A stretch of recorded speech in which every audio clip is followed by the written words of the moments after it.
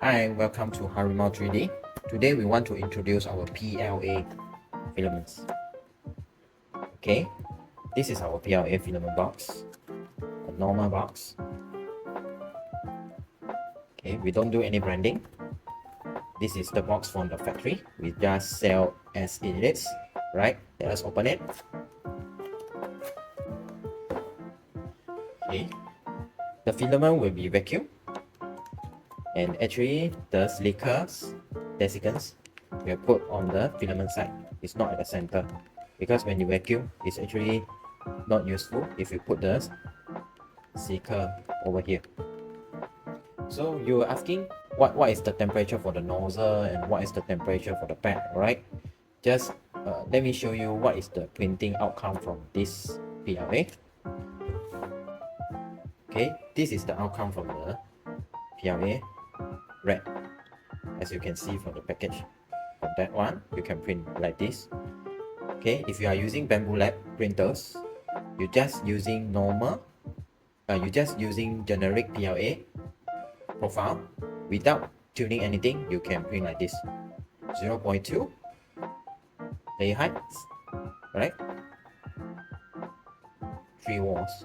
Okay, this is the samples without tuning anything. Okay, if you want to be better, then of course you can do more tuning if you want. For the other printers, you can also use generic PLA settings in your slicers. Whenever you discover the quality is not as good as this one, then I will show you what is the tuning that you need to do to achieve this quality, right? So you can see our PLA is in matte surface.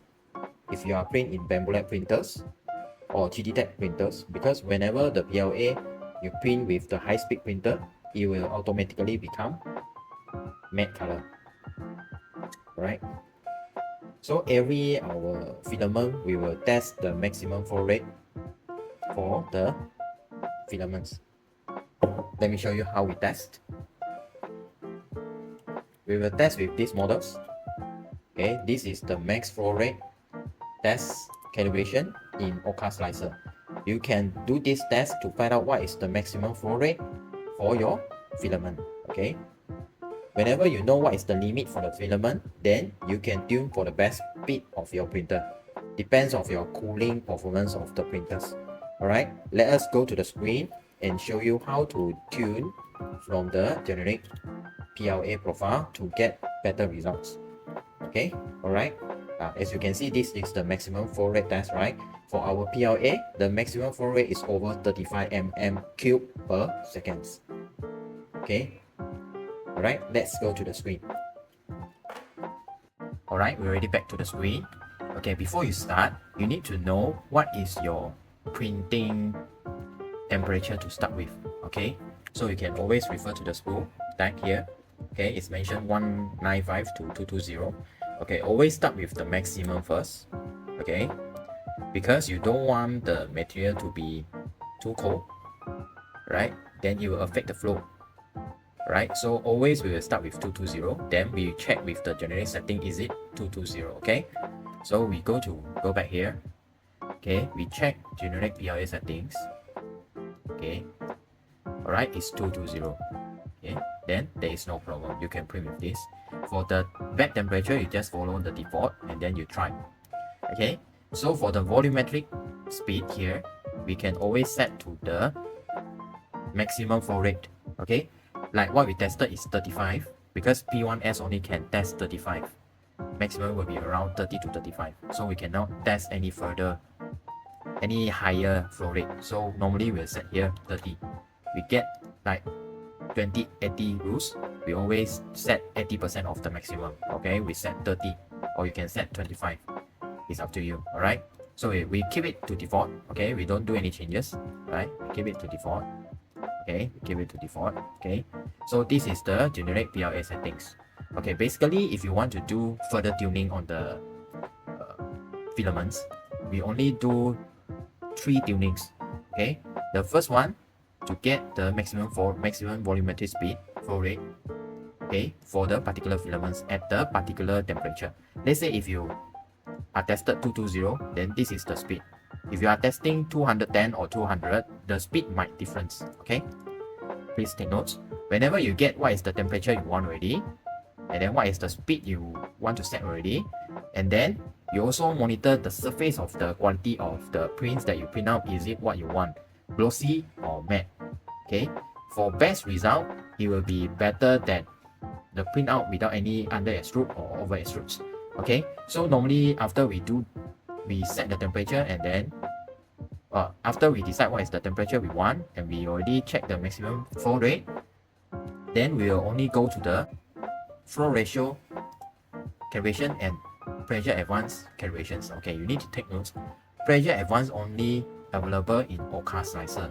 Whenever you are using Bamboo Studio, there is no pressure advance you can tune. Okay, you can only tune flow ratio. Okay, so we go through the step by step. Okay, you set what is the temperature you want. You can directly go to the calibration here, more, then you check the max flow rate. Okay, you can test from 5 to maybe 25 per step. Whenever you click OK, you will come up with a profile here. Okay, you click slice, then you will come up with this one. Okay, the color will indicate what is the flow rate. Okay, whenever you see the screen on the right, you will notice the flow rate that it tested. Okay, let me show you like this. Alright, okay, let us back to the screen. Okay, after you testing it, then you delete this one, everything back to the default. Then you test the flow rate pass 1 and pass 2. Okay, you want to know how it works, right? Then you click the tutorial and then read the tutorial how to do the flow rate 1 and flow rate 2, pass 1 and pass 2. Okay, whenever you read already, then you will change this one, flow rate. Whenever the flow rate is already correct, then you do the pressure advance. In pressure advance, right, we will recommend you to do the PLA line. Okay, if in the PLA line, it will show the things is after you slice, it will be like this. Okay, how these things work, you need to refer to tutorial. Alright, whenever you did these 3D calibrations, your print from the filament will be ever perfect, will be very good already. But for our PLA, without any tuning, it should work perfectly in Chititech printer or Bamboo Lab printers. Okay, for the other printers, if you found the result is not good, please do the calibrations. Okay, so I also show what is the tuning that we always do to get very perfect prints in a very simple manner. Okay, let's go to the prepare. Okay, what we did is always set these wall lobes to 3. Okay, and then avoid using this crosshatch, always use grid, or for the infill pattern, always use grid or gyrate. Okay, if you don't want these two, you can use honeycomb. Okay, and then at least 10% of the infill.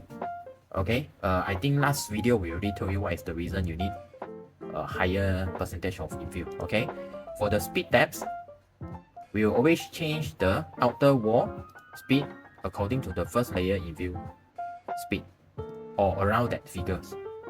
Okay, we will change to 105, same as the first layer infill. Okay, under the brim section, we will change to no brim, because normally if your tuning is good enough, you don't need to use any brim. Okay, in case you want to use it, always use the mouse ear. Okay, mouse ear only available in Oka slicer. Bamboo Studio don't have mouse ear. Okay, so if you want to use brim, always use mouse ear. If mouse ear is not enough, then you use outer brim only. Set the brim width to 10, and then the object gap, you apply 0.4 step rules. Means that you can use 0.4, 0.8, 1.2. This is the reason why, because your nozzle is 0.4. Okay, so we normally will use 1.2 or 0.8, depends what is the performance of the print that we want. Okay, but normally when we print our parts, we don't use any brim, so we are set to no brim. Okay, so these are the trick that we always do for our print. Very simple one to get very perfect prints. Okay, alright, I think that's all for today's on how to use our PLA filaments. Okay, alright, thank you very much.